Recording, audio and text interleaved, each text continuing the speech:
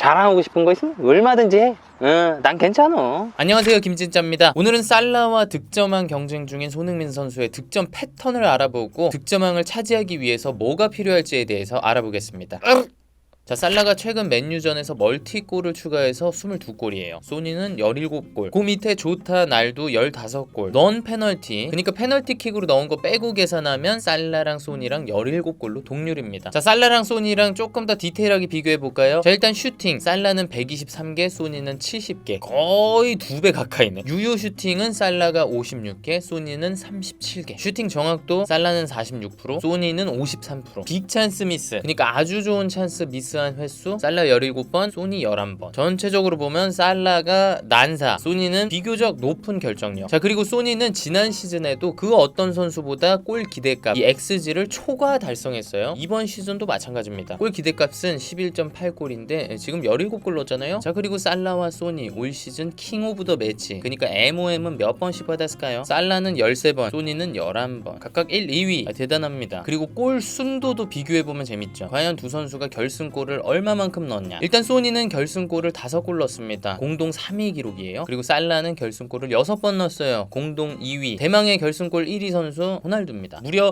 7골, 단독 1위입니다. 자, 그리고 살라와 소니가 어느 발로 골을 많이 넣었는지 살펴볼까요? 소니는 극강의 밸런스입니다. 오른발로 8골, 왼발로 9골. 자, 하지만 살라는 20골 중에 16골이 왼발입니다. 그리고 두 선수가 골 넣은 지점을 살펴볼까요? 먼저 소니, 굉장히 골고루 분포가 돼 있죠. 하지만 살라는 아무래도 오른쪽 윙포워드이기 때문에 오른쪽에 많이 치우쳐져 있습니다. 이쪽 지역에서 왼발로 때리는 거 좋아하다 보니까. 소니 같은 경우는 양발 슈팅 가능하지, 마무리하는 위치도 다양하지. 요거 나름대로 수비수한테 굉장히 곤혹스럽습니다. 어디서 나타날지 모르겠는. 자, 그리고 두 선수의 득점 추이는 어땠을까요? 살라는 시즌 초반부터 확 치고 나갔어요. 9경기 10골을 넣었었어. 그러다가 최근에 주춤했죠. 8주째 오픈플레이에서의 골이 없었어요. 그러다가 최근 맨유전 때 다시 오픈플레이 골 넣은 거야. 멀티골. 반면에 소니는 시즌 초반에 11경기에서 4골밖에 넣지 못했습니다. 그렇지만 점점 몰아쳤죠. 최근 4경기에서 6골을 넣으면서 막판 스퍼트 중입니다. 자, 살라가 최근 맨유전 때 골을 넣긴 했지만 그 전에 부진에 빠졌었던 이유가 뭐였을까요? 1월에 아프리카 네이션스컵 가서 5경기나 뛰어가지고 굉장히 힘들었던 거, 그것도 맞아요. 월드컵에서 떨어진 충격, 그것도 맞아요. 하지만 뭐니뭐니 해도 리버풀과의 재계약 문제가 굉장히 컸죠.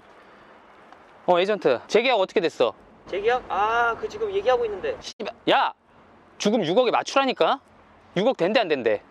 지금 계속 알아보고 있는데. 아씨, 뒤진다 너. 야, 레알이랑 바르셀로나 뭐래? 걔네 아직 답이 없어. 그 새끼들 씨. 야, 아무튼 너 죽음 6억에 맞춰. 너 이번에 딜 성공 못 시키면 너 진짜 씨발 새끼 답장 빨리 해, 이 새끼야.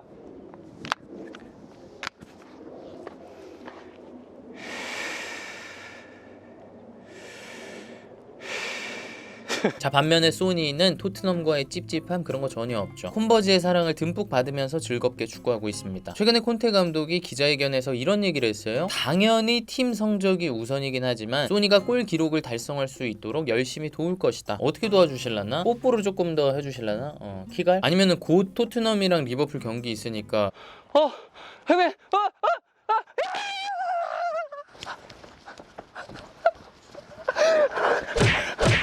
아니 근데 설마 그 콘테 감독이 남은 경기에서 페널티킥 나면은 그 소니한테 차게 하는 거 아니야? 근데 케인이 피케를 또 너무 잘 차요, 그죠? 얼마 전에 제라드도 케인의 페널티킥에 대해서 극찬을 했죠. 이제 토트넘도 4위 경쟁을 해야 되니까 또 한 골 한 골이 굉장히 중요하니까. 근데 소니도 굉장히 페널티킥 잘 차는데 대표팀에서. 자, 그런데 프리미어리그에서 득점왕을 하려면 웬만해선 피케를 차야 됩니다. 지난 13시즌간의 득점왕들을 쫙 보면 13명 중에 10명이 페널티킥 전담 키커였어요. 아닌 사람은 딱 3명이 있었다는 건데 그게 베르바 토프, 수아레즈, 마네였어요. 이 선수들이 정말 미친 거지. 말이 안 되는 거지. 그러니까 이렇게 따지면 리버풀의 페널티킥 전담 키커인 살라가 득점왕 레이스에서 조금 더 유리한, 어떻게 보면 많이 유리한 상황. 자, 그러면 손흥민 선수가 득점왕을 차지하기 위해서 필요한 건 뭘까요? 굉장히 여러 가지가 있겠지만 최근 토트넘이 보인 경기력을 기반으로 한번 알아보자고요. 자, 먼저 third man run, 우리말로 3자 패스. 그게 살아나야 소니의 득점이 많이 나올 수 있습니다. 지난 지난 2월에 펼쳐진 맨시티 대 토트넘 경기, 그때 첫 골을 셉스키가 넣었는데 그 전 상황에 3자 패스가 나왔습니다. 데이비스, 케인, 소니, 그리고 소니가 골대 앞에서 셉세비한테 밀어줬죠. 이런 패턴이 콘테의 3-4-3에서 굉장히 많이 나오고 있어요. 그리고 아주 기가 막혀 이렇게 왼쪽 윙백이 사이드로 쭉 벌려 있으니까 소니가 약간 하프 스페이스로 들어가죠. 그러면 데이비스가 볼 가진 거 보고 뒤에 케인 위치 확인하고 그 다음에 빈몸으로 뒷공간으로 뛰는 거야. 그러면 소니가 있던 곳에 공간이 만들어지죠. 케인이 그 공간으로 슬쩍 나옵니다. 그러면 시티의 센터백도 딸려 나와 뒷공간이 얇아져. 그 뒤로 소니가 침투해요. 여기서 핵심은 소니가 바로 발밑으로 패스를 받을 수도 있지만 뒤에 케인 위치를 확인하고 빈몸으로 뛴다는 거예요. 이게 뭐예요? 한 수 앞서 본다는 거죠. 머릿속에 3자 패스의 구도가 그려져 있는 거야. 요거는 제가 볼 때 콘테가 전술훈련 때 오지게 연습할 것 같아. 자, 그리고 서드맨 런이 또 나온 장면이 얼마 전에 아스톤 빌라전 두 번째 골이었죠. 자, 그때도 로메로가 케인 주고 케인이 소니 주는 3자 패스 구조였어요. 일단 패스가 로메로부터 케인한테 가니까 빈몸으로 뛰는 소니를 수비수들이 자꾸 놓치는 거야. 이게 3자 패스의 위력이야. 잠깐 방심하면 놓치는 거. 자, 근데 요 골 장면에서는 3인 구조가 아니라 4인 구조로 갈 수도 있었어요. 왜냐면 로메로가 케인 줄 때 우측면으로 셉스키가 또 빠지고 있었거든. 만약에 아스톤 빌라의 센터백이 셉스키를 안 막았다면 케인이 셉스키한테 줄 수도 있었겠죠. 그리고 소니랑 같이 달려가다가 패스해서 이렇게 넣을 수도 있는 거고, 이 세 명의 유기적인 움직임이 아주 잘 먹힙니다. 특히 포백 쓰는 팀 상대로 더 잘 통해. 예를 들면 이런 거예요. 토트넘이 후방 빌드업을 하고 있다. 그러면 상대 양쪽 풀백은 토트넘의 양쪽 윙백을 견제합니다. 그러면 셉세비가 하프 스페이스 쪽으로 빠졌다가 볼 받으려고 중앙 쪽으로 조금 더 내려갈 때가 있어요. 그러다가 여의치 않으면 다시 우측 전방으로 쭉 빠진다고. 그럼 여기 공간 만들어지죠? 그러면 거기 케인이 볼 받으러 또 살짝 내려가. 동시에 소니는 무조건 뒷공간 침투해. 그러면 순간적으로 중앙에 3대2 싸움이 나옵니다. 센터백 중에 한 명이 어떻게 어느 쪽으로든지 어그로 끌리면은 끝. 자, 그 다음 토트넘에 필요한 거 두 번째, 윙백의 측면 공격. 누누이 말씀드렸다시피 콘테 감독의 공격 작업에서 굉장히 중요한 부분이 측면입니다. 무리뉴, 메이슨, 누누, 콘테. 최근 감독들 중에 콘테가 크로스 시도가 가장 많아요. 그리고 그게 득점으로 이어진 것도 리그에서 3위예요. 소니 선수의 골도 측면에서부터 시작된 게 17골 중에 9골입니다. 자, 그러려면 이렇게 넓게 벌려있는 윙백들이 잘해줘야 되는데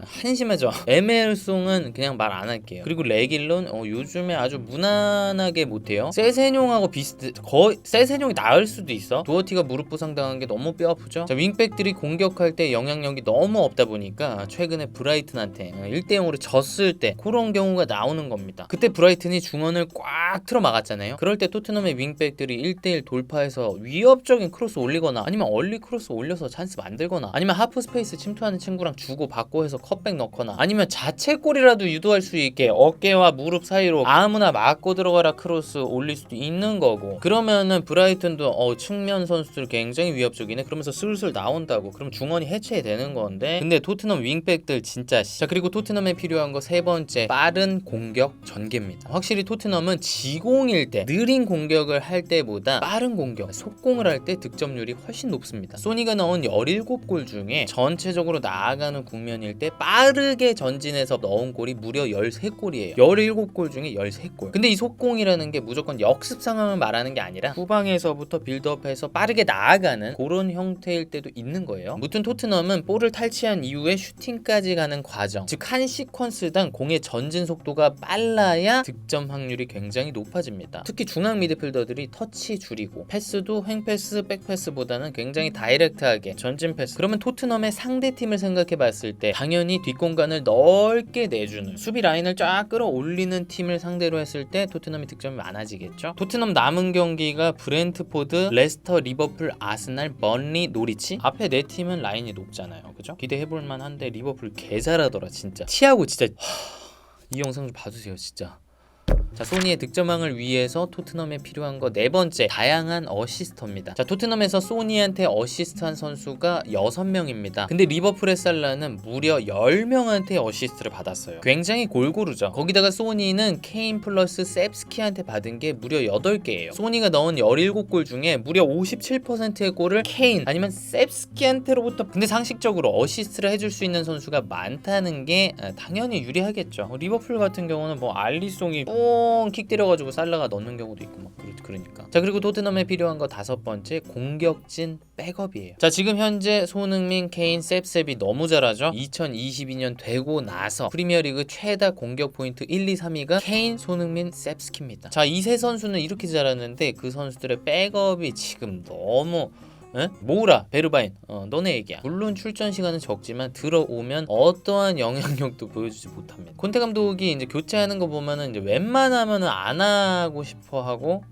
웬만하면 좀 늦게 하고 싶어 하지 않을까? 자, 그리고 소니가 득점왕을 차지하려면 또 대승이 필요합니다. 당연한 거죠. 지금 살라랑 5골 차기 때문에 그러려면 당연하게도 경기 초반부터 득점이 빡빡빡 들어가줘야 되겠죠. 콘테 감독이 최근에 브라이튼 경기 때도 인터뷰에서 얘기했지만 우리는 경기를 굉장히 슬로우하게 스타트했다 이런 얘기를 했거든요. 물론 상대가 준비를 잘해서 그런 것도 있지만 토트넘이 최근에 대승 거둔 경기들을 보면 초반부터 경기력이 굉장히 뜨겁고 열정적입니다. 남은 경기들은 그런 분위기로 쭉 가져가야 되지 않을까. 그리고 아무래도 팀이 대승을 하게 되면 소니 입장에서도 골 넣는 게 난이도가 조금 내려가죠. 0대0, 1대1 접전 때 결승골 넣는 것보다 3대0, 4대0일 때 추가골 넣는 게 훨씬 쉬우니까요. 자, 그리고 손흥민 선수 개인한테 또 필요한 게 있죠. 마음을 비우는 거. 손흥정 감독님 자서전을 읽어보니까 이 마음을 비우는 거에 대한 이야기가 많이 나오더라고요. 저도 개인적으로는 이 한국인 선수가 프리미어리그 득점왕 경쟁을 하는 이 말도 안 되는 상황에서 오히려 마음을 비우고 욕심을 버려야지 더 좋은 결과가 나오지 않을까 싶어요. 자, 살라 선수의 골 전환율은 17%예요. 근데 소니는 24%란 말이죠. 골 전환율이 굉장히 높아요. 이 말인즉 소니가 경기 중에 무리해서 슈팅을 때리지 않는다는 거거든요. 상황 판단이 제대로 된다는 거죠. 소니가 판단을 제대로 해야 그게 또 다른 선수들한테 전염이 되고 그러면 그 친구들도 이제 제 타이밍에 줄 때 주고 때릴 때 때릴 거란 말이죠. 그래야 팀 전체적으로 경기력이 올라가고 그러면 소니한테 오는 찬스도 많아지겠죠. 득점에 너무 집착하게 되면 오히려 상황 판단력이 흐려져서 찬스가 더 안 올 수 있습니다. 뭐 워낙 겸손한 선수이기 때문에 이 마음 관리 하나만큼은 잘하실 것 같아요. 자, 손흥민 선수 최근 브라이튼전 때는 쉽지 않았지만 그 전까지의 폼은 굉장히 좋았습니다. 옛날에 토트넘에서 뛰었던 데런 벤트가 이런 말을 했죠. 손흥민은 프리미어리그 틈 중 어느 팀에서도 왼쪽 윙으로 선발일 거예요. 또 과거에 브라이튼에서 뛰었던 글렌 머레이는 이런 얘기를 했죠. 레알 마드리드 같은 빅클럽이 손흥민과 접촉하지 않았다는 것을 믿을 수 없어요. 뭐 이렇게 현지에서도 극찬을 받고 있는 손흥민 선수입니다. 이쯤 되면 손흥정 감독님도 월클 인정하시겠죠? 지금 손흥민 선수가 월드클래스라고 해도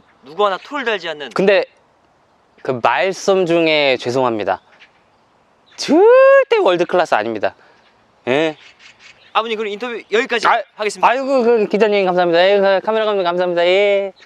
고생 많이 하셨습니다. 예. 고맙습니다. 했습니다. 저는 여기 친구들이 와가지고 저 한잔 하고 가려고. 여기까지 와줘서 고맙다 야. 축하해요. 야, 뭘 축하요. 얼굴 보기 힘들어. 아유, 뭐 너네 아들 잘 지내고? 우리 아들 요번에 서울대 졸업해가지고. 서울대? 그래요. 자랑하고 싶은 거 있으면 얼마든지 해. 난 괜찮아. 한 개도 부럽지가 않아. 니네 아들이 골을 많이 넣었겠니? 우리 아들이 골을 많이 넣었겠니? 자, 손흥민 선수의 득점왕 도전 마지막 경기에서까지도 반전이 일어날 수 있거든요. 그나마 손흥민 선수한테 유리한 건 살라는 FA컵 결승 그리고 챔스도 계속 치러야 되죠. 소니는 리그에만 집중하면 됩니다. 끝까지 응원하면서 지켜보겠습니다. 감사합니다. 살라 선수와의 그 득점왕 경쟁은 어떻게 생각하시나요? 저는 뭐 솔직히 개인 성적은 뭐 전혀 신경 쓰지 않고 있고요. 무엇보다도 팀의 성적이 중요하기 때문에 거기에만 집중을 하고 있고 전혀 신경 쓰지 않고 있습니다. 예. 네, 손흥민 선수 인터뷰 감사드립니다. 예, 감사합니다. 예, 감사합니다. 써니. 예, 인터뷰 끝났어? 베르바이. 써니. 예, 고맙습니다.